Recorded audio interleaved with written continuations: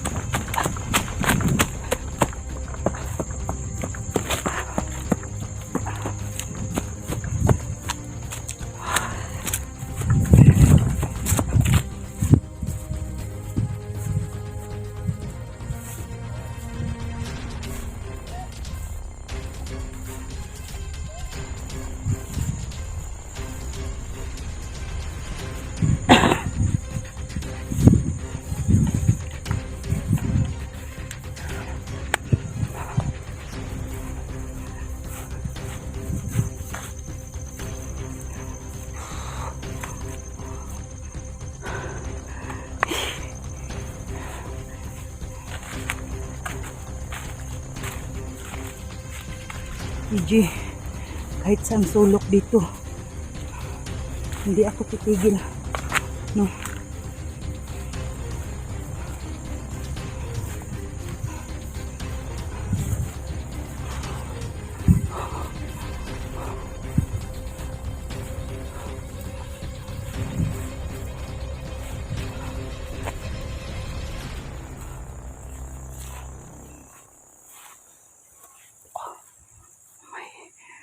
May boses ng ano,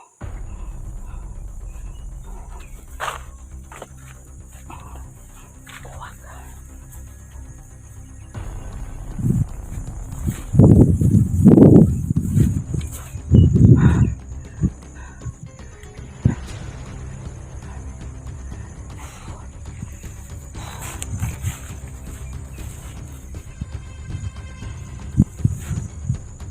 Los, pasensya ka na. Malayo na ang naabutan ko. Pero hindi ko pa rin nakikita si EJ. So, mga kaidol, magpaliwanag naman ako sa inyo ulit, no? Kasi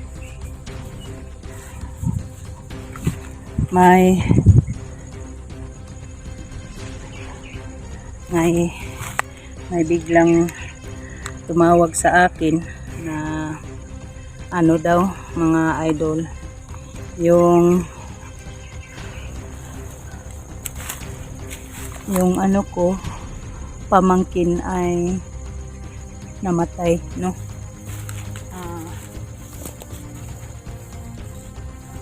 Papaliwanag ako sa inyo mga kaidol. Siguro ngayong hapon na ito, bababa ako mga kaidol, kasi yung pamangkin ko ay namatay raw, no?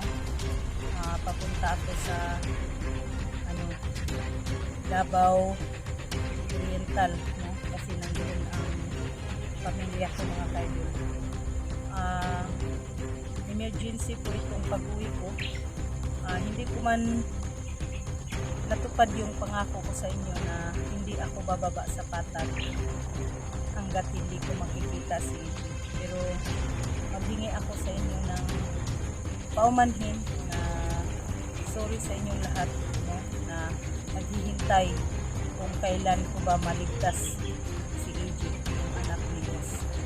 Kasi sa kasamaang palad ay naano kami mga kaidol, namatayan, no? Makikiramay ako sa ano ko, tiyahin ko, kasi hindi pwede na mag-explore tayo dito sa bundok tapos may problema tayo, no? Ah, namatayan tayo mga kaidol. Itigil muna ako sa paghanap sa anak ni Los kasi ano, magpahinga muna ako kasi makikiramay ako sa pamangkin ko mga kaidol. Sige lang mga kaidol, kahit nandoon ako, panoorin nyo pa rin na mag-ano sa ako sa pamangkin ko, no? Si ano pa siya mga kaidol, 7 months mga kaidol, 7 months pa siya na bawian na siya ng buhay, no? Bawian ng buhay. Kawawa talaga mga kaidol, nasira ang kaiban ko mga kaidol. Paano?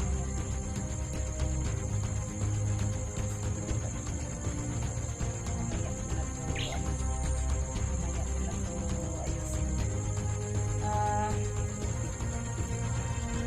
Ulitin ko mga kaidol, siguro ngayon ay bababa ako ng patag.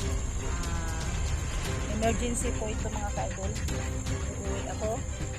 Pasensya na po kayo, maghingi ako ng pasensya sa inyo na yung pinangako ko sa inyo na hindi ako uuwi sa amin, sa bayan, kung hindi ko makikita si AJ, no? Pero may tumawag man sa akin mga kaidol kasi namatay. Paulit-ulit yung sasabihin namin, namatayan po kami mga kaidol. Hindi po ako kampante na mag-explore dito sa bundok kasi ibinoborol po yung anak ko ibinoborol po yung pamangkin ko mga kaidol. Siguro kailangan tayo sa ating pamilya, no?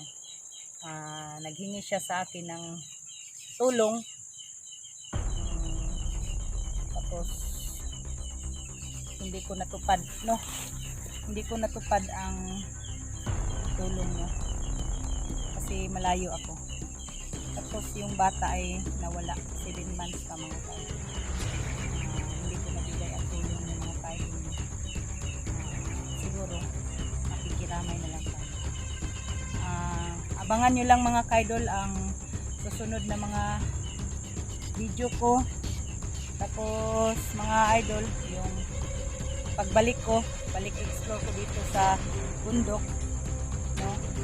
Kasi emergency po itong pag-uwi ko. Sana ipag-pray nyo ako na sa pag-uwi ko ay walang masamang mangyari sa akin mga kaidol, no?